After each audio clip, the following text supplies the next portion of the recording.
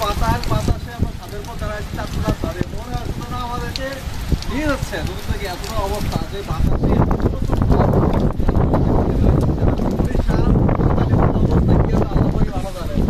ঢাকা শহরের ভিতরে চতুর্দিকে শুধু বিল্ডিং আর বিল্ডিং।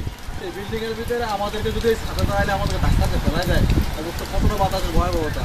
কিন্তু আমরা তো বাতাসের ভয়াবহতা শুনতে আসলে আমরা আসতে আমাদের বৃষ্টির ফিলিংসটা নিতে ছাদে, বৃষ্টির ফিলিংসটা পাচ্ছি। আকাশটা আলহামদুলিল্লাহ খুব ভালোই লাগতেছে, কিন্তু বাতাসের চাপটা প্রচুর। বাতাসে মনে হচ্ছে যেন আমাকে ছাদ থেকে বেরাই দিবে।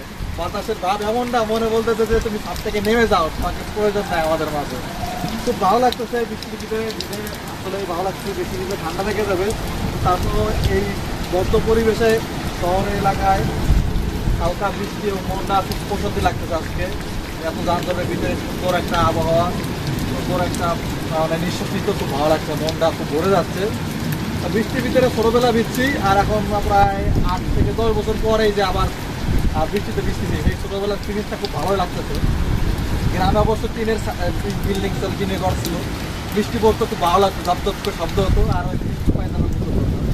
8-10 বছর পর আবারও ছাদে, এখন তো গ্রামে আর নাই, ঠিক নাই, এখন ছাদের উপর আমরা আসছি। খুব ভালো লাগছে আলহামদুলিল্লাহ, আল্লাহ শুকরিয়া যে এত সুন্দর একটা বৃষ্টি উপর পাইলাম। যে পরিমাণে গরম গেছে এপ্রিল মাসে রোজা পাওয়া হওয়ার পর, যে পরিমাণ গরম গেছে, এবং আমাদের কাছে যে নিউজটা আসছিল যে 25 তারিখ থেকে শুরু করে 3 তারিখ পর্যন্ত প্রচুর পরিমাণে তাপও দেওয়া হবে, অর্থাৎ সব থেকে সূর্য লেলিয়েন্স থেকে এখন দিবে। কিন্তু আল্লাহ পাকের রহমতে সেই সূর্যের তাপ থেকে বেঁচে গেছি, এবং আল্লাহ পাকের রহমতে একটা বৃষ্টি নাজিল হয়েছে আমাদের মাঝে, এবং এটা আল্লাহ পাকের খাস রহমত।